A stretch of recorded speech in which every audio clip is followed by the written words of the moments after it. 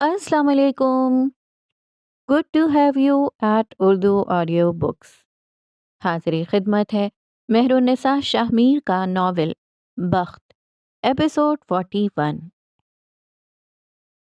शहर के एक पॉश इलाके में साफ सुथरी पक्की सड़कें फलांग कर कई खूबसूरत ऊंचे बड़े महलों को छोड़ के एक छोटे से बंगले नुमा घर में आओ तो तुम्हें हर दीवार पे मुख्तलिफ पेंटिंग्स नजर आएंगी। यहीं से सीढ़ियां चढ़कर ऊपर बंगले की छत पे आओ तो शीशों से ढका स्टूडियो था। छोटे छोटे कदम लेते अंदर आओ तो तुम्हें मालूम होगा कि स्टूडियो असल में शीशे का नहीं था। उसकी दीवारों पर जो वॉलपेपर लगा था वो शीशे के डिज़ाइन का था। अंदर का माहौल खुशगवार था। रंगीन दीवारों वाले स्टूडियो में लंबी मेज़ बिछी थी जिस पे पेंटिंग्स के मुख्तलिफ सामान रखे थे। ज़रा ज़रा से फासले पर स्टूल रखे थे और उनके सामने ईजल और कैनवस रखे थे। उस कमरे में अगर किसी चीज़ की बहुतात थी तो वो खिड़कियाँ थीं। छत से झांकती नीचे को झुकी खिड़कियाँ, दीवार में लटकी खिड़कियाँ। ऐसे ही एक खिड़की के आगे हारून शाहिद बैठा था। बाहर से आती हवा उसके बाल उड़ा रही थी। सुरमई संजीदा आंखें पेंटिंग पर जमी थीं। सफ़ेद शर्ट पे रंगों के धब्बे थे। उंगलियों पे भी ज़रा ज़रा सा रंग लगा था। आर्टिस्ट, तुम्हारी पेंटिंग में एक चीज़ की कमी है। अपने अकब से आती आवाज़ पे वो ठिठका था। उसके पीछे घनश्याम दास था। 45 के करीब की उम्र, ढीली ढाली शर्ट और पैंट में मलबूस। उसके घूंघरियाले बाल माथे पे गिर रहे थे। वो मुनासिब नकूश का मालिक था। हारून पिछले कई दिनों से उससे मिल रहा था लेकिन फैन मोमेंट था कि ख़त्म ही नहीं होता था। किस चीज़ की कमी है आर्टिस्ट?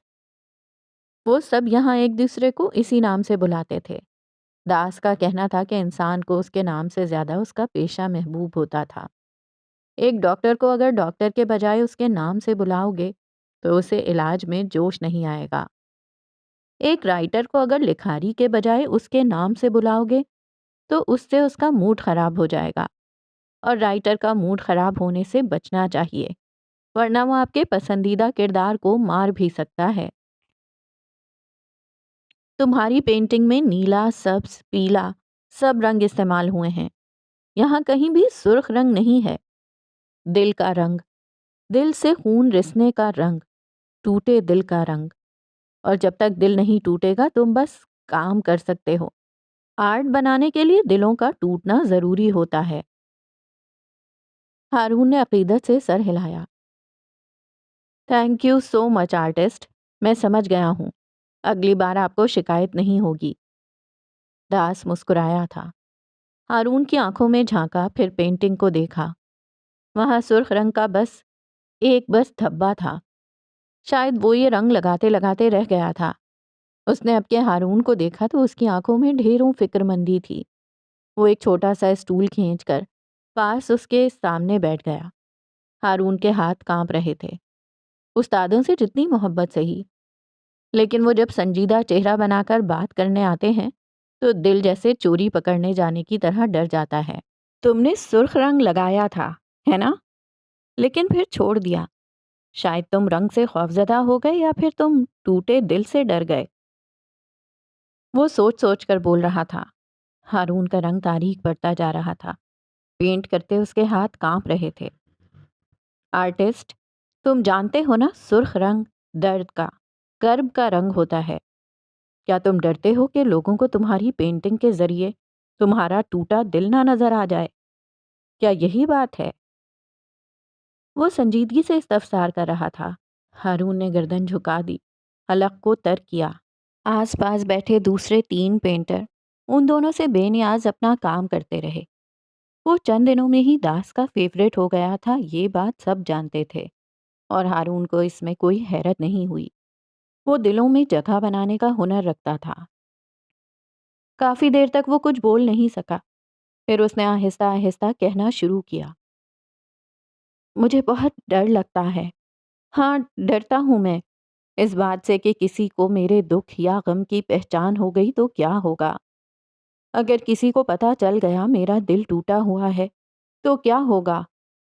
लोगों को पेंटिंग में, नॉवेल में, फिल्मों में सिर्फ खुशी और उम्मीद चाहिए। میں اگر پینٹنگ میں اپنے درد اور ٹوٹا دل بھرنے لگا تو مجھے لگتا ہے لوگ مجھ سے بیزار ہو جائیں گے۔ اس نے گردن اٹھائی۔ اس کی آنکھوں میں ہلکی ہلکی نمی تیر رہی تھی۔ وہ ہرٹ نظر آتا تھا، اور جو کہتا ہے یک طرفہ محبت کا مارا انسان ایک نہ ایک دن بے حس ہو جاتا ہے، وہ دنیا کا سب سے بڑا جھوٹا ہوتا ہے۔ داس نے چند ثانیے اس کی سرمئی آنکھوں کو دیکھا، پھر ہلکی آواز میں اس کے پاس بیٹھ کر کہنے لگا، ایسا کوئی انسان نہیں ہوگا جس کی زندگی میں کبھی دکھ نہیں آیا ہوگا لڑکے۔ اس کی آواز ہلکی اور نرم تھی۔ لوگوں کو امید پسند ہے، لیکن اس کے پہلے کی نا امیدی اس سے بھی زیادہ پسند ہے۔ ہارون نے جھٹکے سے جھکی گردن اٹھائی۔ لوگوں کو دلوں کا ہیل ہونا پسند ہے، لیکن دل کے ہیل ہونے سے پہلے کا جو پروسیس ہوتا ہے وہ بھی اس سے زیادہ پسند ہے۔ کیا تم نے کبھی کسی لکھاری کا ایسا مسودہ دیکھا ہے جس میں انسان کا دل ایک دن ٹوٹے اور اگلے دن جڑ جائے اور لوگ اس لکھاری کو پسند کرنے لگیں؟ ہارون نے نفی میں سر ہلایا۔ جب تک دل کو جوڑنے کی وجہ نہیں ملے گی، جب تک دل ایک پروسیس سے نہیں گزرے گا، وہ جڑ نہیں سکتا۔ اور لوگ اس پروسیس کو جس غور سے، جس انہماک سے پڑھتے ہیں نا، اتنا غور سے کچھ نہیں پڑھا ہوگا۔ ہارون یک ٹک پلک جھپکائے بغیر انہیں سن رہا تھا۔ سارے جواب خود بخود مل رہے تھے۔ لوگوں کو ٹوٹے دل برے نہیں لگتے۔ لوگوں کو مزاحیہ ناول اور ڈرامے ہی اچھے نہیں لگتے۔ لوگوں کو ہر دفعہ سبق اچھا لگتا ہے۔ اگر تم اپنی کہانی، اپنی پینٹنگ، اپنی فلم میں دل ٹوٹنے کے بعد کا سبق نہیں دے سکے، تب تم فلاپ ہو، تب تم بیکار ہو۔ دلوں کا ٹوٹنا برا نہیں ہوتا، پینٹنگ میں درد برا نہیں ہوتا، تکالیف اور غم کے بعد بھی کسی امید، کسی روشنی کا نظر نہ آنا برا ہوتا ہے۔ ہارون ممنونیت سے اسے دیکھتا رہا۔ داس اٹھا، اس کے کندھے کو تھپکا۔ ٹوٹے دل برے نہیں ہوتے، سبق ہوتے ہیں، گرو کرنے اور ہیل ہونے کا اشارہ ہوتے ہیں، وہ کہہ کر آگے بڑھ گئے، پھر رکے، شرارتی آنکھوں سے ہارون کی پشت کو دیکھا۔ ویسے آرٹسٹ اگر سب لکھاری ٹوٹے دل کے قصے اور درد بھری کہانی لکھنا چھوڑ دیں تو کیا ہوگا؟ سارے کے سارے خود کو گولی مار دیں گے، یا پھر کم از کم پھانسی تو ضرور چڑھ جائیں گے۔ وہ مڑے بغیر بولا، اور اگر لکھاری کرداروں کو مارنا چھوڑ دیں تو نیلا تھوتا کھا کر مر جائیں گے۔ پاس بیٹھی لڑکی نے لقمہ دیا تھا۔ سارے اسٹوڈیو میں بھرپور ہنسی کی آوازیں گونجی تھیں۔ ویسے آہستہ بولو، اگر کسی لکھاری نے سن لیا تو تمہیں اپنی کہانی میں ڈال کے ایک المناک موت دے گا۔ داس نے ہلکی سرگوشی کی تو سارے اپنی پینٹنگز کی طرف متوجہ ہو گئے۔ لکھاری سے پنگا مطلب اپنے اگلے پچھلے بخیے ادھیڑنا۔ نہ بھائی، آرٹسٹ باز آئے ایسے ظالموں سے۔ رنگین اسٹوڈیو اپنے ہونہار آرٹسٹ کو دیکھتا فخر سے گردن کڑائے کھڑا رہا۔ عمر حیات کے بنگلے پر دھوپ چھن کر گر رہی تھی۔ وہ دونوں اس وقت بنگلے کے پچھلے احاطے میں تھے۔ یہاں بنگلے کے اندرونی حصے کے مقابلے چپس کا سادہ فرش تھا۔ یہاں زیادہ سامان نہیں تھا، بس کونے میں کپڑے دھونے والی مشین رکھی تھی، اور باقی بھی اسی طرح کا سامان۔ یہ جگہ بس کپڑے دھونے کے لیے استعمال ہوا کرتی تھی۔ اس وقت عمر دونوں ہاتھ کمر پہ رکھے بے بسی سے فرش پر لگے کپڑوں کے ڈھیر کو دیکھ رہا تھا۔ اس کے انداز میں بے چارگی تھی۔ حالے بالوں کا جوڑا بنائے گھر کے سادہ جوڑے میں ملبوس تھی۔ وہ بھاگ بھاگ کر سارے کام کر رہی تھی، شاید کپڑے دھونے کی عادی تھی۔ عمر مشین میں واشنگ پاؤڈر ڈالو۔ حالے کپڑے الگ کرتے مصروف سی بولی تھی۔ عمر نے ایک آخری کوشش کرنی چاہی۔ حالے، یہ ظلم ہے، میں ASP ہوں، میں کپڑے دھوؤں گا؟ وہ سخت بے یقین تھا۔ تم ہر بار بھول کیوں جاتے ہو؟ تم سسپینڈڈ ہو۔ وہ اب بھی نیچے بیٹھی کپڑے الگ کر رہی تھی۔ دفتن اس نے سر اٹھایا، بت بنے کھڑے عمر کو دیکھا اور پھر اس کے انداز کی ناپسندیدگی کو۔ اچھا ٹھیک ہے، اگر تم نہیں دینا چاہتے تو ہم لانڈری میں دے دیں گے، بس کچھ پیسے دینے پڑیں گے۔ وہ بالکل کوئی سرسری انداز میں بولی تو عمر کے جیسے دل پہ ہاتھ پڑا ہو۔ پولیس والا جان دے دے گا، پیسے نہیں دے گا۔ پیسوں کی بات کر کے میرا BP نہ لو کیا کریں۔ وہ یکدم پرجوش ہو گیا تھا۔ میں خود دھوؤں گا اور سارے کپڑے دھو ڈالوں گا۔ وہ اپنی شرٹ کے بازو فولڈ کرتا مشین کی طرف بڑھا۔ हाले पीछे से मुस्कुराई थी, शैतानी मुस्कुराहट। थोड़ी देर बाद वो दोनों काफी कपड़े धो चुके थे। उमर टब में अपनी एक शर्ट लिए बैठा था और ब्रश से उसे रगड़ रहा था जब उसका फोन बजने लगा। मशीन में कपड़े डालती हाले ने जरा दूर रखा उसका मोबाइल उठाया और उमर के इशारे पर उसके कान के पास रखा। अब वो इस तरह खड़ी थी कि मोबाइल उसके कान से लगा रखा था और वो कॉल पे बात कर रहा था। हाँ बोलो सरदार। अच्छा, रात का खाना हम दोनों। उसने एक नज़र हाले को देखा। हाँ ओके, हम आ जाएंगे। आगे से सरदार कुछ कह रहा था। नहीं, मैं अभी नहीं आ सकता, मसरूफ हूँ यार, ऑफिस का काम कर रहा हूँ, उसने चिढ़कर बताया। हाले ने मुस्कुराहट दबाए रखी। यार संडे है तो क्या हुआ, उमर हयात काम करते हुए संडे मंडे नहीं देखता। फखरिया कहते हुए वो उस वक्त कोई झूठों का सरदार लग रहा था।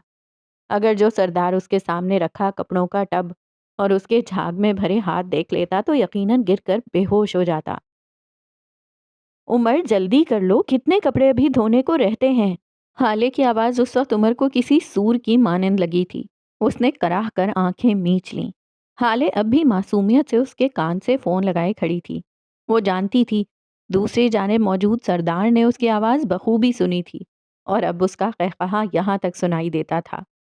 ना ना ना, मैं मान ही नहीं सकता, तुम तुम कपड़े धो रहे हो। वो एक बार फिर कहकहा लगाकर हंसा था। ए बको मत, घर के कामों में मदद करवाना एक गैरतमंद मर्द का काम होता है। दूसरी जानिब सरदार का कहकहा मजीद बुलंद हुआ था। मतलब अब अल्फा उमर हयात, ओह मेरे खुदा, तुम कपड़े धो रहे हो, कह दो ये झूठ है। आह, मैं मान ही नहीं सकता। वो पेट पकड़े बुरी तरह हंसते हुए कह रहा था। उमर जब्त किए उसे सुन रहा था। हाले ने उसके कान से मोबाइल हटाकर अपने कान पर रखा। सरदार जी जी, मैं हाले बात कर रही हूँ। असल में माजरत, लेकिन फ़ोन रखना होगा, अभी बहुत कपड़े धोने को रहते हैं। उमर ने बाकायदा अपना सर पीटा था। जी जी भाभी, धुलवाएं इससे, कपड़े बर्तन सब धुलवाएं, ये तो माहिर है इन कामों में। सरदार ने बमुश्किल अपने कहकहे का गला घूंट रखा था। हाले ने फ़ोन काट दिया। उमर अब के दांत पीसते हुए उसे देख रहा था। हाले ने मासूमियत के सारे रिकॉर्ड तोड़ते हुए उसको ऐसे देखा जैसे कुछ जानती ही ना हो। अनजान बनने की अदाकारी अच्छी है, लेकिन मैं खुद अवार्ड याफ्ता अदाकार हूँ, वो जब्त से कह रहा था। क्या ही अच्छा हो कि इस वक्त अदाकारी को छोड़कर तुम कपड़ों पे ध्यान दे दो। वो जो लाइम कलर वाली बाल्टी है ना, उसने हाथ को लंबा करके इशारा किया। वो कपड़े मशीन में डाल देना, मैं अभी आती हूँ। वो एक शाने बेनियाजी से कहती अंदर बढ़ गई। उमर पीछे बल खाता रह गया। क्या करे वो इस औरत का। हाले वापस आई तो उसके हाथ में 2 जूस के ग्लास थे। हलक तर हो गया था। अब उसके अंदर मजीद तवानाई आ गई थी। एक ग्लास उसने उमर की जानिब बढ़ाया। वो जो अभी मशीन में कपड़े डालकर आया था खामोशी से ग्लास थाम लिया। कहीं जहर तो नहीं डाला। वो मशकूक नजरों से जूस के ग्लास को देख रहा था। हाले ने एक लंबा घूंट भरा, फिर सुकून से उसको देखा। वैसे अगर डाला भी हो तो क्या होगा, एनाकोंडा पे जहर क्या असर करेगा। सात मासूमियत से आंखें पटपटाईं। उसी लम्हे हाले की नज़र ज़रा फासले पर रखी बाल्टियों की कतार पर पड़ी तो उसका दिल उछलकर हलक में आया। यहाँ एक पीली बाल्टी थी, वो कहाँ गई। उसने उमर को देखते हुए शौक से पूछा। वो पीली नहीं थी, वो लाइम कलर था, और आप ही ने तो कहा था लाइम कलर वाली बाल्टी के कपड़े मशीन में डाल दूं। हाले का मुंह शौक और सदमे के मारे खुला का खुला रह गया। वो आगे गई, पीली बाल्टी उठाकर हवा में बुलंद की और जब्त से उमर को देखा। मैंने ये लाइम कलर, वो निरी पीली बाल्टी को लाइम कलर कह रही थी। वाली बाल्टी कही थी। तुमने धुले हुए कपड़े दोबारा मशीन में डाल दिए। आह, मैं क्या करूं उमर। वो बेबसी भरी बेचारगी से बोली। उमर दांत किचकिचाता आगे आया। मिसेस हाले हयात साहिबा, अगर आपको याद पड़ता हो तो जरा जहन पे जोर दें कि आपको रंगों की कितनी पहचान है। और यहाँ हाले सुल्तान को खुद पे भी रहम आया था। उसका ये कलर ना पहचानने वाला मर्ज उससे और क्या क्या करवाएगा। वो दोनों बेचारगी से एक दूसरे को देखते रहे, फिर यकदम हंस पड़े। بلند و بانگ قہقہے۔ میں بھی کتنا گدھا ہوں، مجھے یاد ہی نہیں رہا کہ آپ کو رنگوں کے نام نہیں آتے، اور مجھے ضرورت کیا تھی بالٹی کی نشاندہی رنگوں کے حساب سے کرنے کی۔ وہ دونوں اب ہنستے ہوئے دوبارہ مشین کی طرف جا رہے تھے۔ جوڑے والی لڑکی اور ماتھے پہ گرے بالوں والا لڑکا اب مشین سے کپڑے نکال رہے تھے۔ وقت کم تھا اور کام بہت زیادہ۔ شہر کی مہنگی ترین مردانہ بوتیک کی اوپر والی فلور پہ آؤ تو چھوٹا سا فوڈ کورٹ بنا تھا۔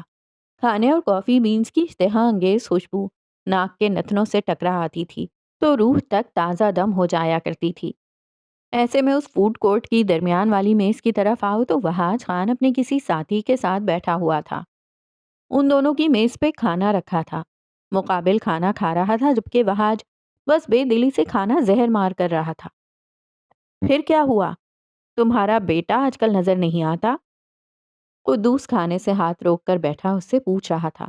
وہ وہاج کا بچپن کا دوست تھا۔ کچھ دن پہلے وہ آیا تھا لیکن پھر وہی انداز، نہ بات کی نہ کرنے دی، بالکل باپ کی طرح غسیل اور ماں کی طرح ضدی ہے۔ اس کو دیکھ کر پہلی نظر میں یقین آ جاتا ہے کہ وہاج خان کا بیٹا ہے۔ وہ تکان سے کہہ رہا تھا۔ ویسے وہاج میں نے آج تک تم سے نہیں پوچھا، لیکن آج مجھے بتاؤ آخر تم نے اسے طلاق کیوں دی تھی؟ وہ آگے کو جھکا، مخلص سی رازداری سے کہہ رہا تھا۔ وہاج ایک جھٹکے سے سیدھا ہو بیٹھا۔ میں نے اسے طلاق نہیں دی تھی، وہ وثوق سے کہہ رہا تھا۔ اس کی آنکھیں، اس کا انداز، اس کا لہجہ، سب چیخ چیخ کر بتا رہے تھے کہ وہ سچا ہے۔ وہ اپنے بیٹے جیسا جھوٹا اور کہانی گھڑنے والا ہرگز نہیں تھا۔ کیا بکواس ہے؟ تم نے اسے طلاق نہیں دی تھی؟ کیا کہہ رہے ہو؟ قدوس سخت حیرت زدہ تھا، اور وہاج خان نے ہمیشہ نگین سے الگ ہونے کی بات کی تھی۔ اس نے کبھی نگین کو طلاق دینے کی بات نہیں کی تھی۔ اس دن کیا ہوا تھا؟ قدوس بمشکل پوچھ سکا۔ وہاج نے کراہ کر آنکھیں بند کیں۔ یہ ذکر بھی اس کے لیے مشکل تھا۔ ماضی۔ نگین اور وہاج چند دن سلطان منزل میں گزار کر واپس اپنے گھر چلے آئے تھے۔ وہاج کی اچھی نوکری لگ گئی تھی اور وہ اب شراب جوئے سے بھی دور تھا۔ نگین کو مارنا تو دور، اس سے جھگڑنا تک چھوڑ دیا تھا۔ دن اور زندگی سکون سے گزر رہے تھے۔ وہ دونوں روزانہ وہاج کی چھٹی کے بعد قریبی پارک جایا کرتے تھے۔ اس روز بھی وہ دونوں پارک میں رکھے سیمنٹ کے بینچ پر بیٹھے تھے۔ بچی کو کیری کاٹ میں لٹا رکھا تھا۔ ارے نگین، تم؟ اس آواز پہ اس نے گردن موڑی۔ اس کے دائیں طرف ڈاکٹر فرحت کھڑی تھیں، نگین کی ڈاکٹر۔ مہر کی پیدائش سے قبل وہی نگین کا علاج کرتی رہی تھیں۔ وہ کوئی 45 کے قریب کی عورت تھیں، بال قلموں سے سفید اور چہرہ گورا گلابی۔ وہ اس عمر میں بھی حسین اور باوقار لگا کرتی تھیں۔ نگین مسکراتے ہوئے اٹھی اور ان کے گالوں سے گال ٹکرائے۔ وہ انہیں دیکھ کر خوش ہوئی تھی۔ وہاج سلام کے بعد خاموش ہو گیا تھا۔ وہ دونوں کافی دیر تک کھڑے کھڑے باتیں کرتی رہیں جب ڈاکٹر فرحت کچھ یاد آنے پہ بولی۔ ارے اپنے بیٹے سے تو ملواؤ بھائی، میں بھی تو دیکھوں کس پہ گیا ہے۔ وہ خلوص سے کہہ رہی تھیں۔ نگین کے ابرو تفکر سے سکڑے تھے۔ وہاج سیدھا ہو بیٹھا۔ ہمارے یہاں بیٹی ہوئی تھی، نگین آہستگی سے بولی تو فرحت نے اسے ایسے دیکھا جیسے کوئی مذاق کر رہی ہو۔ Are you kidding me? تمہاری ڈیلیوری میں نے کروائی ہے۔ تمہارے یہاں بیٹا ہوا تھا، وہ تو تمہارے ہوش میں آنے سے پہلے مجھے جانا پڑا تھا۔ میری بیٹی بیمار تھی، ڈاکٹر زیبش نے بعد میں سنبھال لیا تھا۔ وہ ایک پل کو رکیں۔ نگین، تم مذاق کر رہی ہو نا؟ انہوں نے جیسے تائید چاہی تھی۔ نگین کچھ نہیں کہہ سکی۔ اس کے واہمے اور اندیشے سب سچ ہو رہے تھے۔ وہ کسی کھیل کا حصہ بن گئی تھی۔ اس کے عقب میں سنگی بینچ پر بیٹھے وہاج کا غصہ حسب عادت اود کر آیا تھا۔ ڈاکٹر کو کوئی کال آ گئی تھی اور وہ ایکسکیوز کرتی آگے بڑھ گئیں۔ پیچھے نگین نمک کا مجسمہ بن گئی تھی۔ انگلی لگاؤ تو ڈھہ کر گرے۔ یہ عورت کیا کہہ رہی ہے؟ کیا کیا ہے تم نے؟ ہاں، کس کی بچی ہے یہ؟ نگین، مجھے جواب دو۔ وہاج اس کے بازو کو پکڑے برہمی سے کہہ رہا تھا۔ اس کی آنکھیں خوفناک لگتی تھیں، ویسی جیسی وہ اسے مارتے وقت ہو جایا کرتی تھیں۔ نگین بس پلک جھپکے بغیر غائب دماغی سے اسے دیکھ رہی تھی۔ ڈاکٹر، جھوٹی ہے۔ اس نے اٹک اٹک کر کہنا شروع کیا، یہ ہماری بیٹی ہے۔ وہ سفید پڑتے چہرے کے ساتھ بمشکل بول رہی تھی، آنکھیں بھیگ رہی تھیں۔ وہاں جب اسے بازو سے پکڑے گھر لے کر جا رہا تھا، وہ کھنچتی ہوئی ساتھ جا رہی تھی۔ مہر کو وہاج نے اٹھا رکھا تھا۔ مجھے صاف صاف بتاؤ نگین، یہ کیا بکواس ہے؟ ورنہ خدا کی قسم تم ابھی مجھے جانتی نہیں ہو۔ وہ گھر آ چکے تھے اور اب وہاج اس کے سر پہ کھڑا تھا۔ نگین بس آنکھیں فرش پر ٹکائے بیٹھی تھی۔ اس کے دماغ میں جھکڑ چل رہے تھے۔ کچھ بکو بھی اب۔ وہ دہاڑا تھا۔ نگین نے ابھی اس کو نہیں دیکھا۔ وہ چہرے پر ہاتھ پھیرتی اٹھی اور بیڈ پر پڑے اپنے چھوٹے سے فون کی جانب آئی۔ وہاج ضبط سے اسے دیکھ رہا تھا۔ اس کا غصہ ہمیشہ جان لینے والا ہوا کرتا تھا۔ گھنٹی جا رہی تھی اور پھر اگلے ہی لمحے کال اٹینڈ ہو گئی تھی۔ سلام، دعا، سلامتی آگے سے بہت کچھ کہا گیا، لیکن نگین بس اپنے منہ سے چند الفاظ ہی گھسیٹ سکی۔ مہر ماں کس کی بیٹی ہے بھابھی؟ آپ میرے ساتھ تھیں، مجھ سے جھوٹ مت بولیے گا۔ اس کا لہجہ ہلکا اور بے تاثر تھا۔ ایک لمحے کو فون کے پار خاموشی چھا گئی، جیسے دوسری جانب حسینہ نے الفاظ مجتمع کیے گئے ہوں۔ وہ تمہاری بیٹی ہے نگین، ظاہر ہے وہ تمہاری بیٹی ہے۔ میں تمہارے ساتھ تھی، میرا یقین کرو وہی تمہاری بیٹی ہے۔ یہ مان، یہ وثوق۔ وہ مڑی، وہاں جب بھی اسے برہمی سے دیکھ رہا تھا۔ وہ آگے آئی۔ اب اس کی آنکھیں سخت تھیں، ان میں کسی قسم کی رعایت نہیں تھی، کسی قسم کی خود ترسی نہیں تھی۔ مہر ماں میری بیٹی ہے وہاج، میری اور تمہاری، وہ ہم دونوں کی بیٹی ہے۔ وہ اس کی آنکھوں میں آنکھیں ڈال کے بے خوفی سے کہہ رہی تھی، لیکن اگر تمہیں یقین نہیں آتا۔ وہ 2 قدم مزید آگے آئی۔ ہم ڈی این اے ٹیسٹ کروائیں گے۔ بکو مت، وہاج نے گھرکا تھا۔ اگر تم ٹیسٹ کروانے کو راضی نہیں ہوئے تو آج اور ابھی میں اپنی بیٹی کو لے کر یہاں سے جا رہی ہوں، اور آئندہ تم اپنی بیٹی کی شکل بھی نہیں دیکھ پاؤ گے، یاد رکھنا۔ وہ انگلی اٹھا کر اسے وارن کر رہی تھی۔ نگین بات مت بڑھاؤ، میرا مطلب یہ نہیں تھا، تم بس مجھ پر الزام لگا رہے تھے وہاج خان، تم بس مجھے ذلیل کرنا چاہتے تھے، اور تم نے کیا۔ اب اگر تمہیں لگتا ہے کہ میں اس بے عزتی کے بعد بھی تمہارے ساتھ رہوں گی تو تم غلط ہو۔ میں ابھی اور اسی وقت اپنے ابا کے گھر جا رہی ہوں، اور طلاق کے کاغذات بہت جلد تمہیں مل جائیں گے۔ وہ سرخ آنکھیں لیے فیصلہ کن لہجے میں کہہ رہی تھی، ہم ٹیسٹ کروائیں گے۔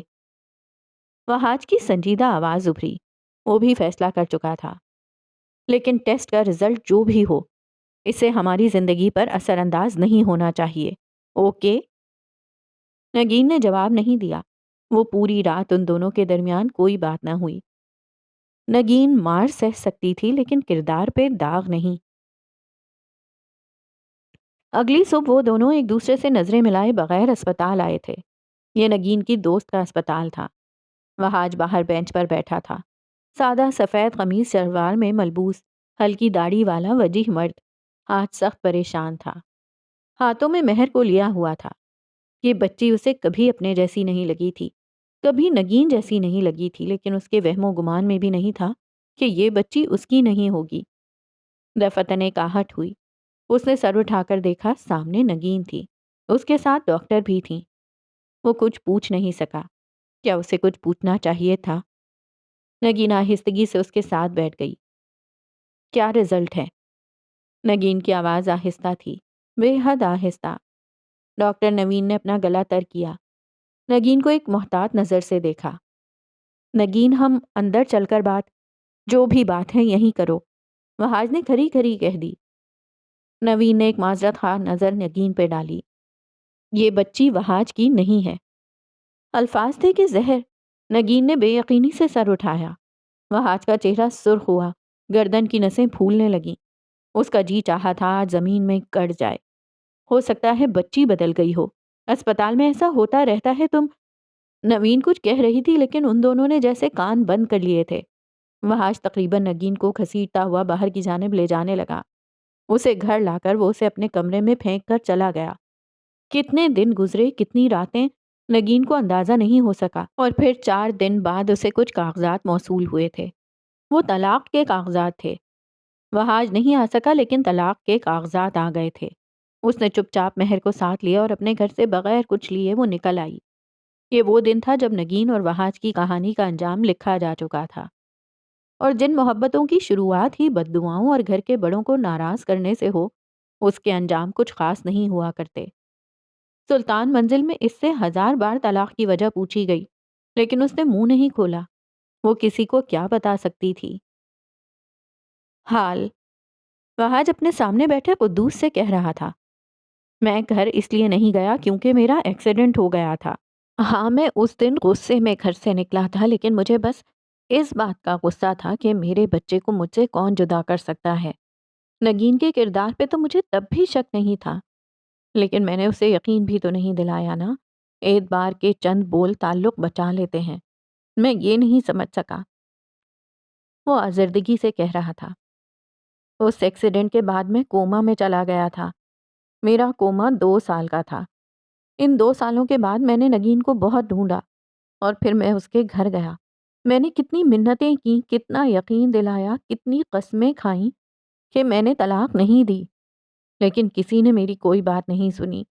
یوسف صاحب نے مجھے 3 بار تھانے بند کروا دیا، لیکن میں ہر بار آ جاتا تھا اور پھر نگین سے وہی ایک بات کرتا تھا کہ مجھے اس پہ اعتبار ہے۔ لیکن نگین کو ان جھوٹے کاغذات پہ یقین تھا، مجھ پہ نہیں۔ سب کو لگتا تھا میں کہانی کا ولن ہوں، لیکن میں وکٹم تھا۔ میرا خاندان تباہ ہو گیا تھا، میری بیوی، میرا بچہ، میری شادی، میری صحت، میرے پاس تو کچھ بھی نہیں بچا۔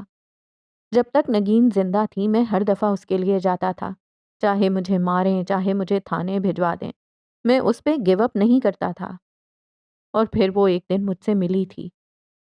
وہاج کے چہرے پہ کرب پھیل گیا، آنسو آنکھوں کے کناروں سے بہہ نکلے۔ ہم اسپتال میں ملے تھے۔ وہ حالے کو، اپنی بھتیجی کو لے کر آئی تھی۔ وہ بیمار لگتی تھی۔ وہ میری نگین نہیں تھی۔ اس دن میں نے اسے سب سچ بتا دیا۔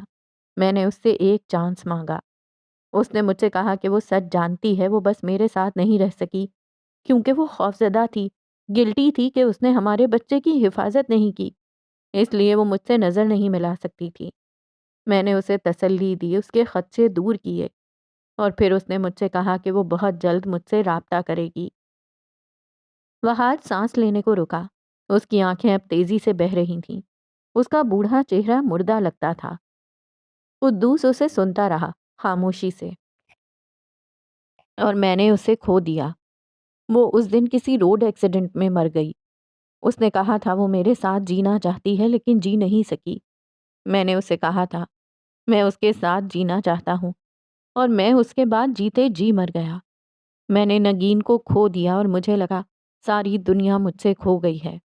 میں اس سے بہت محبت کرتا تھا۔ میں نے اسے طلاق نہیں دی تھی۔ بوڑھے وہاج نے شکستگی سے سر جھکا لیا۔ آنسو اب میز پر گر رہے تھے۔ قدوس اٹھ کر اس کا سر تھپک رہا تھا، دلاسا دے رہا تھا، لیکن ایک ہاتھ سے، دوسرے ہاتھ سے وہ اس ملاقات کی روداد کی آڈیو پہ سیو کا بٹن دبا رہا تھا۔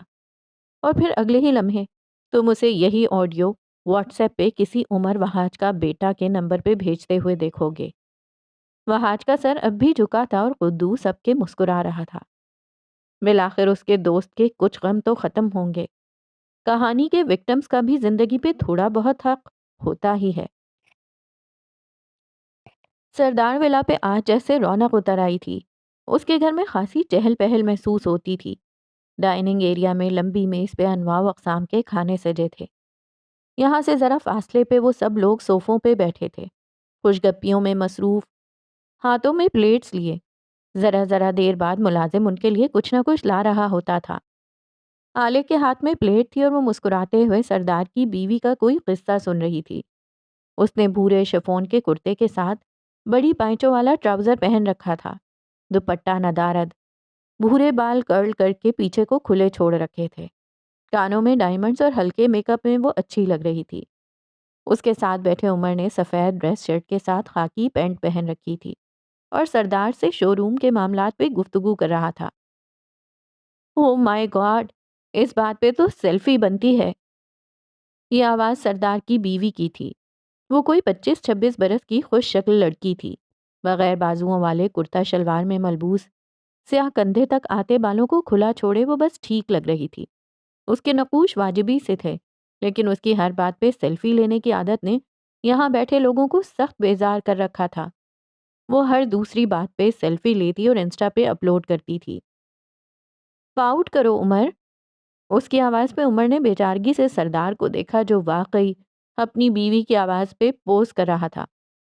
جب سے آیا ہوں پوز کر کر کے جبڑے دکھ گئے ہیں، مجھے تو لگتا ہے پاؤٹ کر کر کے میرے ہونٹ بطخ جیسے ہو جائیں گے، وہ کراہ کر بولا تھا۔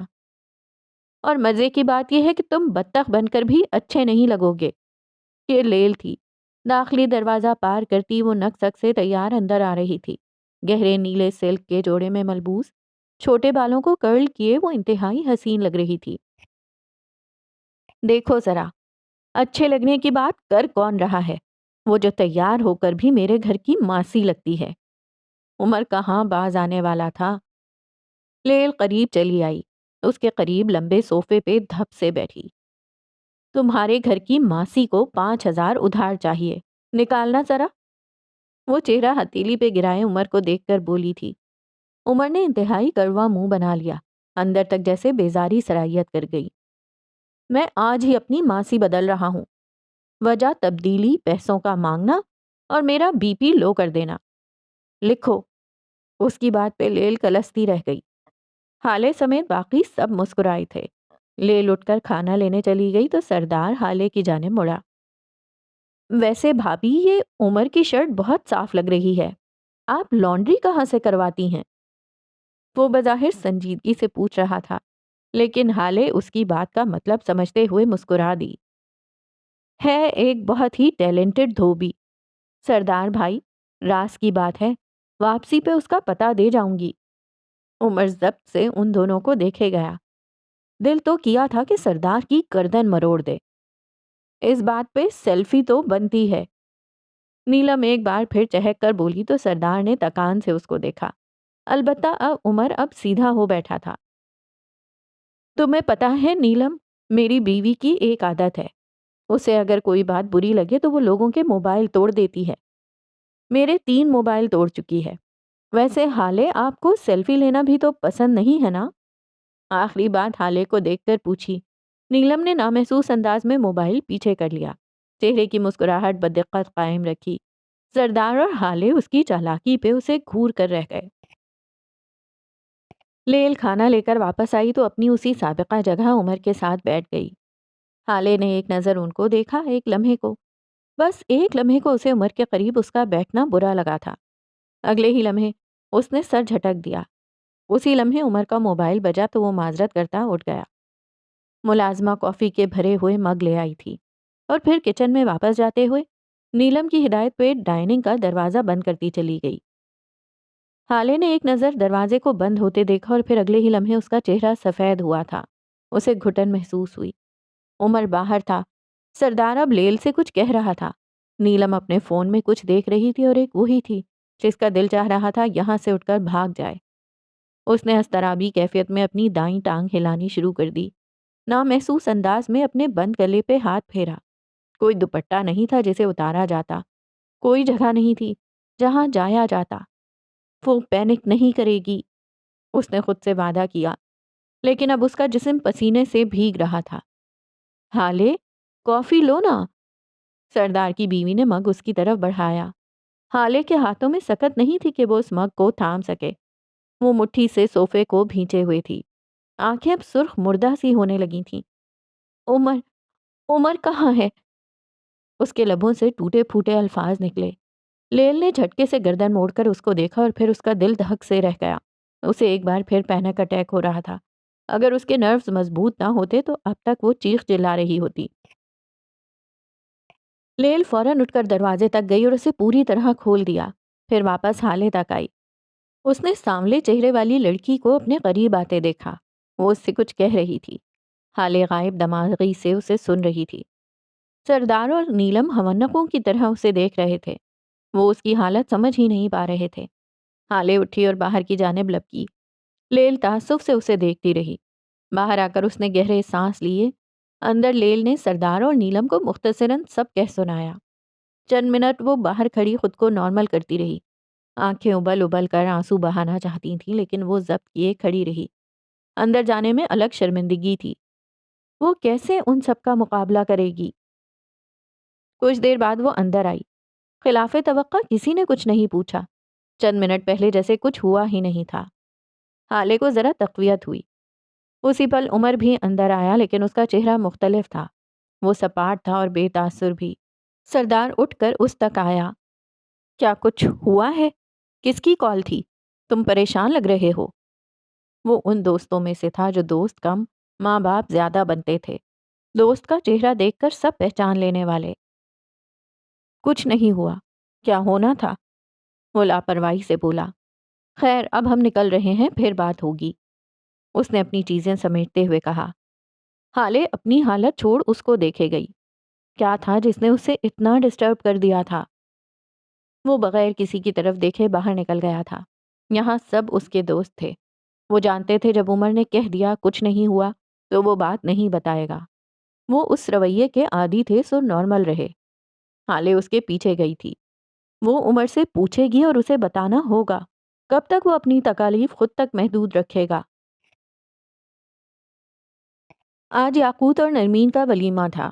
کل وہ نرمین مغل سے آفیشلی نرمین مرزا بن چکی تھی۔ ولیمے تقریب جلدی ختم ہو گئی تھی سو وہ گھر چلے آئے۔ نرمین یاقوت کے کمرے میں تھی۔ کل ساری رات وہ اپنے دوستوں کے ساتھ رہا تھا اور نرمین اپنے فلیٹ پہ۔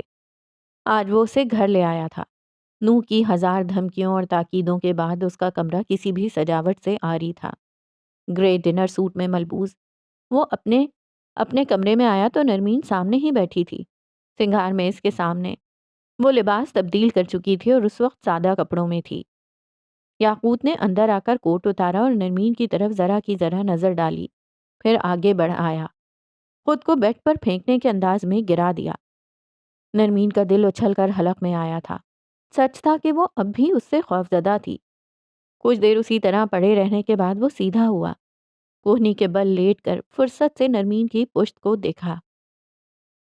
وہ تمہارا کلاس فیلو اسد، وہ کیوں آیا تھا آج؟ ہلکے سرسری لہجے میں اس نے بات کا آغاز کیا۔ اچھا ٹھیک ہے، غلطی ہو گئی، اب ایسا بھی کیا ہے جو بات ہی نہیں کر رہی؟ نرمین جواب دیے بغیر اٹھی اور صوفے کی طرف بڑھ آئی اور آنکھوں پہ ہاتھ رکھے لیٹ گئی۔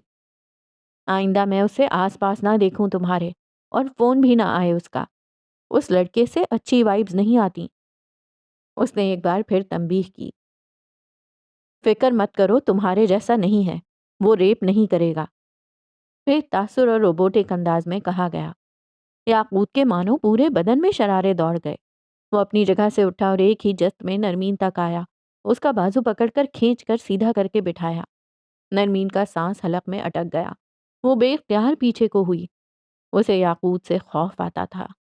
وہ سرخ ہوتی آنکھیں اس کے چہرے پر مرکوز کیے سختی سے اس کا بازو جکڑے ہوئے تھا۔ کیا بکواس کی ہے ہاں؟ وہ برہمی سے بولا۔ شرافت سے پیش آ رہا ہوں، اس کا مطلب یہ نہیں ہے کہ سر پہ چڑھ جاؤ۔ اپنی اوقات مت بھولو تم۔ نرمین سفید پڑتے چہرے کے ساتھ اسے دیکھے گئی۔ وہ آج پھر سے وہی یاقوت لگا تھا، خوف زدہ کرنے والا، ڈرانے والا۔ وہ سن ہوئی، اس کے سامنے بیٹھی تھی جیسے جسم ہلنے سے انکاری ہو۔ جب میں کہہ رہا ہوں وہ لڑکا مجھے تمہارے آس پاس نہیں چاہیے تو مطلب نہیں چاہیے۔ ایک بات تمہارے دماغ میں کیوں نہیں گھستی؟ اس کا لہجہ بلند نہیں تھا، سخت تھا، بالکل ویسا جیسا اس رات اس کے لمس میں آج بھی حقارت تھی، ذلت تھی۔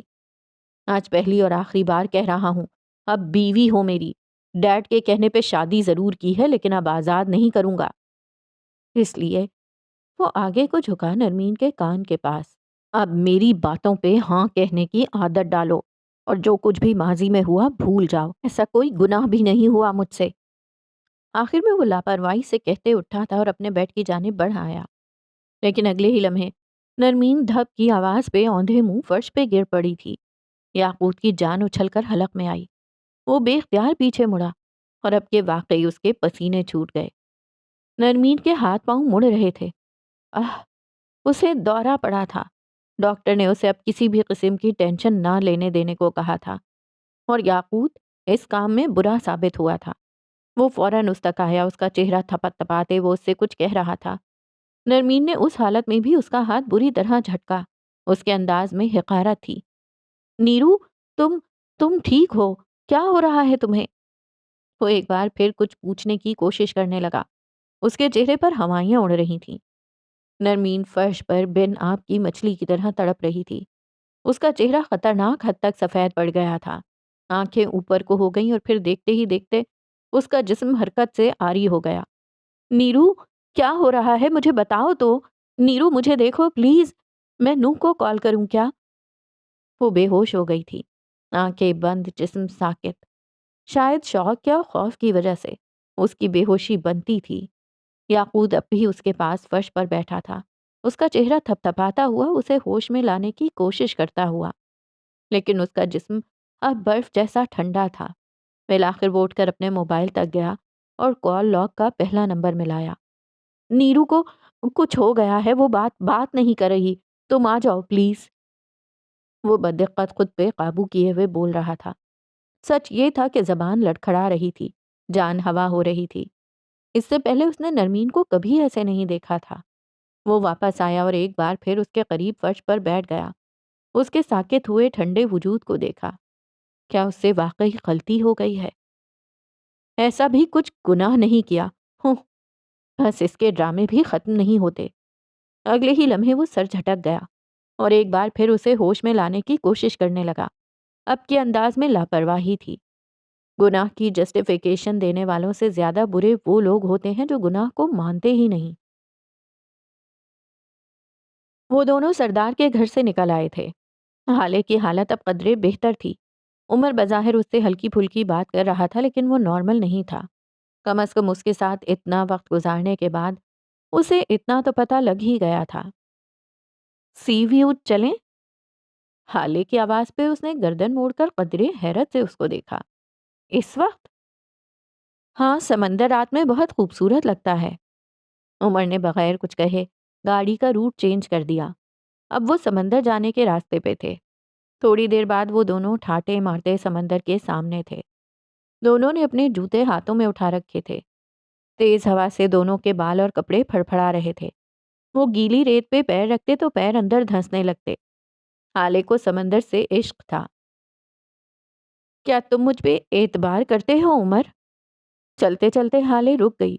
گردن اٹھا کر عمر سے پوچھا تھا۔ وہ بھی ایک لمحے کو رک گیا۔ کیا آپ مجھ پہ اعتبار کرتی ہیں؟ سوال کے بدلے سوال۔ حالے نے دھیرے سے اس بات میں سر ہلایا۔ تمہارے اور میرے درمیان شروع سے ایک تعلق تھا عمر۔ اس رات، اس سڑک سے لے کر اس برستی بارش تک، میں بس اس تعلق کا سرا نہیں ڈھونڈ پا رہی تھی، لیکن اب مجھے لگتا ہے وہ سرا مل چکا ہے۔ اور وہ سرا کیا ہے؟ یہی کہ عمر حیات کو حالے سلطان سے باتیں منوانے کے لیے بھیجا گیا ہے۔ وہ ہنس دیا، ہلکے سے، دھیرے سے۔ وہ آدھی رات میں سڑک پہ زخمی حالت میں بھی بات منوا سکتا ہے، وہ ریسٹورانٹ میں بیٹھ کر بھی باتیں منوا سکتا ہے، اور کالج کے گراؤنڈ میں کھڑے ہو کر بھی اپنی چلا سکتا ہے۔ عمر ہنستا ہی گیا۔ وہ شاید پہلی بار اتنا ہنسا تھا۔ حالے اسے دیکھ رہی تھی۔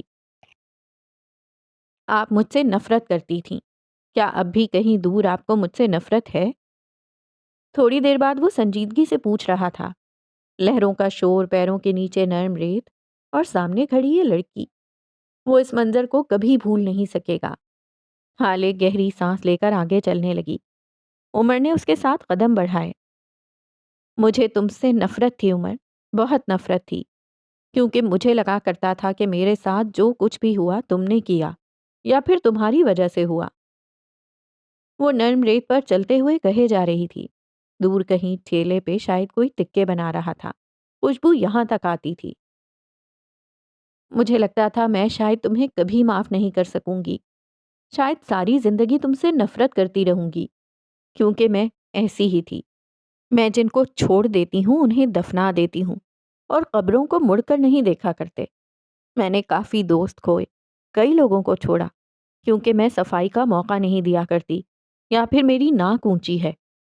میں صفائی سن کر ان کو معاف کر کے خود کو جھکا نہیں سکتی، حالانکہ یہ بہت بری عادت ہے۔ عمر نے لقمہ دیا۔ حالے نے اس بات میں سر ہلایا۔ صحیح کہا، یہ اچھی عادت نہیں، لیکن میں ایسی ہی ہوں۔ میں ججمنٹل ہوں، بہت جلدی رائے قائم کر لیتی ہوں، بہت جلدی شک کر لیتی ہوں اور پھر لوگوں سے دور ہو جاتی ہوں بغیر کچھ کہے سنے۔ میں نے کہا نا، میں جنہیں چھوڑ دیتی ہوں انہیں دفنا دیتی ہوں۔ میرے کئی عزیز، کئی دوست آج میرے ساتھ اس لیے نہیں ہیں کیونکہ میں نے ان کے بارے میں بہت جلدی رائے قائم کر لی اور انہیں صفائی کا موقع نہیں دیا۔ بعد میں مجھے پتہ چلا تھا کہ ان کا کوئی قصور نہیں تھا، لیکن اونچی ناک اور نیگیٹو ایگو تھی کہ میں نے ان کو دوبارہ چانس ہی نہیں دیا۔ وہ چلتے چلتے رک گئی، عمر بھی رک گیا۔ فضا میں تکوں کی خوشبو مزید پھیل گئی۔ تمہیں صفائی کے موقع ملے عمر، تمہیں میں نے کہنے سننے دیا، تمہیں ثبوت لانے کے موقع ملے اور تمہاری ہر بات اتنی سچی، اتنی کھری تھی کہ مجھے ماننا پڑا، اور پھر میں تم سے دور نہیں ہوئی، ہو ہی نہیں سکی۔ جس طرح باقیوں کو چھوڑا تھا اس طرح تمہیں نہیں چھوڑا۔ میں نہیں جانتی کیوں، کیسے، لیکن میرا دل تم سے صاف ہو گیا۔ تمہارے لیے دل میں بوجھ رکھا ہی نہیں گیا۔ ہاں، میں نے تم سے بہت نفرت کی تھی، لیکن اب میرا دل تم سے صاف ہے۔ تم سوچتے ہوگے اتنی نفرت کے بعد اتنی اچھی دوستی، ناٹ سو ریلیٹیبل، لیکن میں ایسی ہی ہوں۔ میں بہت کم لوگوں کو دوست بناتی ہوں، اور جب میں کسی کو دوست بنا لوں تو اس پہ مکمل اعتبار کرتی ہوں اور مکمل مخلص ہوتی ہوں۔ جب حالے معاف کر دے تو قتل بھی معاف کر دیتی ہے۔ جس طرح تم میرے بارے میں بے بس ہو، اسی طرح میں تمہاری آواز سن کر رک جانے اور تمہاری بات مان لینے کے بارے میں بے بس ہوں۔ اس نے ہلکے سے کندھے اچکا دیے۔ ویسے یہ کوئی پہلی اچھی بات کی ہے آپ نے اپنے بارے میں؟ عمر گہری سانس لے کر، سارے وقت میں اب بولا تھا۔ حالے ہلکا سا مسکرائی۔ تم نے بتایا نہیں، تم مجھ پہ اعتبار کرتے ہو؟ وہ ذرا آگے جا کر گیلی ریت پر بیٹھ گئی تھی، بغیر کپڑوں کی پرواہ کیے۔ عمر اس کے ساتھ آ کر بیٹھا۔ اب لہریں ان کے پیروں کو چھو چھو کر واپس جا رہی تھیں۔ ذرا فاصلے پر کوئی لڑکا کسی لڑکی کے لیے خاصی تیاری کر کے ایک مکمل خوبصورت سیٹ اپ سجائے روشنی اور سرخ پھولوں کے درمیان اسے پروپوز کر رہا تھا۔ لڑکی خوشی سے اچھل رہی تھی، لڑکا اسے والہانہ نظروں سے تک رہا تھا۔ منظر مکمل تھا۔ عمر نہ چاہتے ہوئے بھی انہیں دیکھے گیا اور بولے گیا، میں جب پولیس کی ٹریننگ کر رہا تھا تب میرے استاد نے مجھ سے کہا تھا کہ اگر تمہیں ایک قابل اعتبار پولیس آفیسر بننا ہے تو ایک چیز کو اپنی زندگی سے نکال دو، اعتبار۔ حالیہ چنبھے سے اسے دیکھے گئی۔ عمر نے اضافہ کیا، وہ کہتے تھے اگر اعتبار نامی مادہ ایک بار تمہارے اندر آ گیا تو کبھی نکل نہیں سکے گا۔ اعتبار آدمی کو کمزور بناتا ہے۔ اعتبار کرنے لگو گے تو تمہیں جھوٹے ملزم، قاتل مجرم اور جھوٹے آنسو اور قسم کھاتے اشتہاریوں پر بھی اعتبار آئے گا، اور پھر تم کبھی بھی ایک قابل افسر نہیں بن سکتے۔ سو اعتبار نہ کرنا میری فطرت بن چکا ہے۔ کل تو مجھے گھر کی گھاس پہ شک تھا کہ یہ اتنا جلدی کیوں بڑھ رہی ہے۔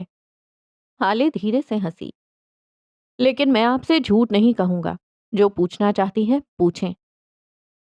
وہ کال کس کی تھی؟ حالے نے ڈائریکٹ سوال کیا تھا۔ شمشیر کا۔ اسے جج نہ کیجیے گا، جو کچھ اس نے جج صاحب کے بارے میں کہا وہ اس کی جاب کا حصہ ہے۔ پولیس والا اپنے باپ کا بھی نہیں ہوتا۔ خیر، اس نے گہری سانس لی۔ میرا سسپینشن واپس لیا جا رہا ہے، یہ تو خوشی کی بات ہے، میرے لیے یہ عذاب کی بات ہے۔ وہ ترکی بترکی بولا، اس وقت میں یہ افورڈ نہیں کر سکتا۔ میرے پاس ہزار مسائل ہیں، لاکھوں کام پینڈنگ ہیں، اور پولیس کی جاب توانائی مانگتی ہے، وقت مانگتی ہے۔ ہمارے پاس کوئی سنڈے منڈے نہیں ہوتا، ہر دن ڈیوٹی ڈے ہوتا ہے۔ عمر، تم دونوں کام ایک ساتھ کر لو۔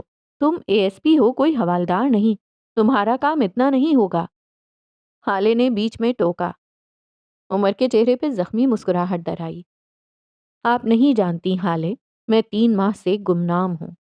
گمنامی پولیس والے کے لیے موت ہوتی ہے۔ ہم منظر پہ ہیں تو دنیا ہماری ہے۔ منظر سے غائب ہوئے اور مر گئے۔ اس کا لہجہ اداس تھا، شاید اسے اپنی جاب سے بہت پیار تھا۔ میں ایک لمبی سسپینشن کے بعد جب جاؤں گا تو مجھے لوگوں کو بتانا ہوگا کہ میں آ گیا ہوں۔ جب میں کوئٹہ سے یہاں آیا تھا تب میں نے پہلے دن ہی یاقوت مرزا کی پارٹی پہ ریڈ مارا تھا، اگلے ہفتے شیر علی کے اڈے سیل کیے تھے۔ میں نے آدھے کراچی کو باور کرا دیا تھا کہ میں آیا ہوں، عمر حیات منظر پہ آیا ہے۔ اس نے سینے پہ انگلی سے دستک دی تھی، اور پھر میں سسپینڈ ہو گیا، منظر سے ہٹ گیا، میری ریپوٹیشن پہ داغ آ گیا، میری ساری کریڈیبلٹی خراب ہو گئی۔ اس سب کو بحال کرنے کے لیے مجھے وقت، توانائی، محنت سب کرنا ہوگا، ایک بار پھر منظر پہ آنا ہوگا، لیکن یہ ممکن نہیں۔ جج صاحب، ہیون اور ان کا قتل میرے لیے اہم ہے، میں یہ سب بیچ منجدار میں نہیں چھوڑ سکتا۔ وہ فیصلہ کر چکا تھا۔ تم اب کیا کرو گے؟ مستعفی ہو جاؤں گا، وہ آرام سے بولا، لیکن اس کی آواز میں کچھ تھا، اداس کرنے والا، دل دکھا دینے والا۔ تم تم ایسا کیسے کر سکتے ہو؟ تمہیں یہ نہیں کرنا چاہیے۔ اپنی ساکھ، اپنی ریپو بعد میں بنا لینا، ابھی بس ڈیوٹی جوائن کر لو تم۔ میں نے کہا، نہ حالے، گمنامی پولیس والے کے لیے موت ہوتی ہے۔ پولیس والا یا تو منظر پہ رہے گا یا پھر مرے گا، گمنامی کی کوئی گنجائش ہی نہیں نکلتی۔ وہ اٹھ کھڑا ہوا تھا۔ جو تھوڑی بہت روشنی اس کے چہرے پر پڑ رہی تھی وہ اب نیچے ریت پہ پڑ رہی تھی۔ وہ اندھیرے میں تھا، گمنام سا، اور حالے کو آج پہلی بار گمنامی واقعی موت لگی تھی۔ شہر کے بہت بڑے ریسٹورانٹ میں ایک لمبی میز کے گرد اس وقت فروا اپنی کچھ دوستوں کے ساتھ بیٹھی تھی۔ کچھ ملک سے باہر رہتی تھیں اور کچھ ملک سے باہر جانے والی تھیں۔ بنیادی طور پر یہ ایک ویلفیئر پارٹی تھی۔ مہرماں آج شام ہی سفیر کے ساتھ واپس آئی تھی، اور اس وقت وہ فروا کے ساتھ والی کرسی پر بیٹھی تھی، مسکرا مسکرا کر عورتوں سے باتیں کرتی ہوئی۔ ویسے ہنی، مہر تو بالکل بھی نگین کی بیٹی نہیں لگتی۔ کہاں وہ اتنی اکڑ اور تن کر رہنے والی، اور کہاں مہرماں سویٹ اور پیاری سی۔ فروا کی ایک دوست نے لقمہ دیا تو فروا نزاکت سے مسکرائی۔ جھلملاتی سب ساڑی میں اس کا بوڑھا حسن مکروہ لگ رہا تھا۔ مہرماں نے اس کی ساڑی جیسی ہی سب ساڑی پہن رکھی تھی۔ وہ دونوں آئیڈیل ساس بہو مشہور تھیں۔ فروا، ویسے نگین اور تمہارے تعلقات، مطلب تم سمجھ رہی ہو نا؟ پھر نگین نے تمہیں اپنی بیٹی کی ذمہ داری کیسے دے دی؟ یاد ہے ایک بار ہم گھر آئے تھے تمہارے، کتنا ہنگامہ کیا تھا اس نے؟ اب کہ ایک اور عورت بولی تھی۔ مہر نے جز بز ہو کر پہلو بدلا تھا، اور فروا نے یاد کرنا چاہا وہ ہنگامہ کیسا تھا۔ ماضی، یہ ان دنوں کا ذکر ہے جب نگین اور وہاج کو مہر کی پیدائش کے بعد اپنے گھر شفٹ ہوئے دوسرا روز تھا۔ نگین کو اپنے کسی ضروری چیک اپ کے لیے اسپتال جانا تھا۔ وہ حسینہ بیگم کے ساتھ اسپتال گئی تھی، پیچھے مہر ماں کی دیکھ بھال وہاج کے ذمے لگا کر گئی تھی۔ اسی روز فروا کے کچھ دوستوں نے سلطان منزل آنا تھا۔ فروا نے ان سے کہہ رکھا تھا وہ انہیں مہر سے ملوائے گی۔ وہ جتنا بھی خود کو مہر ماں سے لا تعلق ظاہر کرنے کی کوشش کرتی تھی، اتنا ناکام رہا کرتی تھی۔ اس کے لیے یہ بات برداشت کرنا بہت مشکل تھا کہ مہر اس کے ساتھ اس گھر میں نہیں رہ سکے گی۔ وہ کچھ بھی کر کے مہر کو اپنے قریب رکھنا چاہتی تھی۔ نگین گھر پہ نہیں تھی، سو فروا ڈرائیور کے ساتھ اس کے گھر چلی گئی اور مہر کو اپنے ساتھ لے آئی۔ وہاج منع نہیں کر سکا، سچ تھا وہ اسے سنبھال نہیں پا رہا تھا۔ وہ مسلسل روئے ہی جا رہی تھی۔ وہ گھر آئی تو اس کی دوستیں آ چکی تھیں۔ کھانے کے دور چلے، باتیں ہوئیں، غیبتیں ہوئیں۔ مہرماں کبھی ایک تو کبھی دوسری عورت کے ہاتھ میں ہوتی، اور فروا فخر سے اسے دیکھتی رہتی۔ اسی اثنا میں دھاڑ سے لاؤنج کا دروازہ کھلا اور نگین اندر آئی۔ اس کے چہرے پہ سخت غصہ تھا۔ اپنی بیٹی کو ایک عورت کے ہاتھ سے جھپٹنے کے انداز میں چھینا۔ فروا حق و دقسی اسے دیکھے گئی۔ میری بیٹی کو اپنے گھر سے لانے کی جرت کیسے ہوئی تمہاری؟ وہ خرائی تھی۔ جانتی بھی ہو اس کی طبیعت کتنی خراب ہے، اور تم؟ وہ 2 قدم آگے آئی۔ تمہاری تربیت کتنی خراب ہے؟ تماچا تھا جو فروا کے منہ پہ لگا تھا۔ اسے ایک ہجوم کے درمیان ایسی ذلت سہنی ہوگی اس نے تصور بھی نہیں کیا تھا۔ میری بیٹی کو اپنے سائے سے بھی دور رکھو فروا، تم جیسی گولڈ ڈگر نہیں بننا اسے، وہ حقارت سے کہتی باہر نکل گئی۔ وہ نگین تھی، وہ سیل، ججمنٹل اور باتیں دل میں رکھنے والی۔ باہر جا کر وہ اپنی ہی باتوں پہ پچھتانے والی تھی، لیکن تیر کمان سے نکل چکا تھا۔ مہر کو اس گھر اور اپنے قریب رکھنے کے ارادے مزید پختہ ہو چکے تھے، اور پھر اس نے وہی کیا۔ اس روز اس ڈاکٹر کو نگین اور وہاج کے پاس بھیجنے والی وہی تھی۔ اس کا منصوبہ مختلف تھا۔ وہ وہاج کو نگین اور اپنے بھائی کی کچھ تصاویر بھیج کر شک میں مبتلا کرنا چاہتی تھی، لیکن پھر اس کا الٹ ہوا۔ نگین خود ہی غصے اور ضد کے چلتے وہاج اور مہر کا ڈی این اے کروانے چلی گئی۔ اگر وہ اپنا اور بچی کا ڈی این اے کروا لیتی تب بھی شاید اس کی شادی کسی طرح بچ سکتی تھی، لیکن جب تک انسان کچھ سمجھ پاتا ہے، غصہ اس کا بہت سارا نقصان کر چکا ہوتا ہے۔ وہاج نگین کو گھر چھوڑ کر خود باہر چلا آیا تھا۔ وہ صرف اس بات سے غصہ تھا کہ نگین ان کے بچے کی حفاظت نہیں کر سکی۔ اس کے کردار کے بارے میں تو وہ قرآن بھی اٹھا سکتا تھا۔ ان دونوں کے نصیب میں شاید یہی لکھا تھا۔ وہاج کا ایکسیڈنٹ پلان تھا، لیکن وہ جلد ہوش میں آ جاتا۔ فروا نے ڈاکٹرز کی مدد سے اسے کچھ ایسا انجیکٹ کروایا کہ وہ کوما میں چلا گیا، اور پھر اپنی ہی جانب سے طلاق کے جھوٹے کاغذات اسے بھیج دیے۔ وہ خود سے کہتی رہی کہ وہ یہ سب مہر کے لیے کر رہی ہے، لیکن حقیقت یہ تھی کہ اپنی اور شمس کی برباد ہوتی شادی اور نگین کی پھلتی پھولتی شادی اس کے لیے عذاب بن چکی تھی۔ نگین طلاق کے کاغذات لیے گھر چلی آئی تھی۔ یہ وہ دن تھا جب اس نے مہر ماں کو فروا کی گود میں پھینکنے کے انداز میں ڈالا تھا۔ یہ بچی ایک دن تمہارا اپنا گلا گھونٹے گی، یاد رکھنا۔ بس ایک سطر، بس یہی سطر کہی تھی اس نے اور چلی گئی۔ اس دن کے بعد سے آج کے موجودہ دن تک فروا نے ہر طرح سے مہر ماں کو اپنے ساتھ رکھتے ہوئے بھی اپنا رنگ نہیں چڑھنے دیا۔ وہ اس کی سینٹی برقرار رکھنا چاہتی تھی۔ دوسروں کی زندگی میں زہر کھول کر اسے اپنے لیے بھی کبھی تریاق نہیں مل سکے تھے۔ موجودہ دن۔ فروا تمکنت سے کرسی پر براجمان تھی۔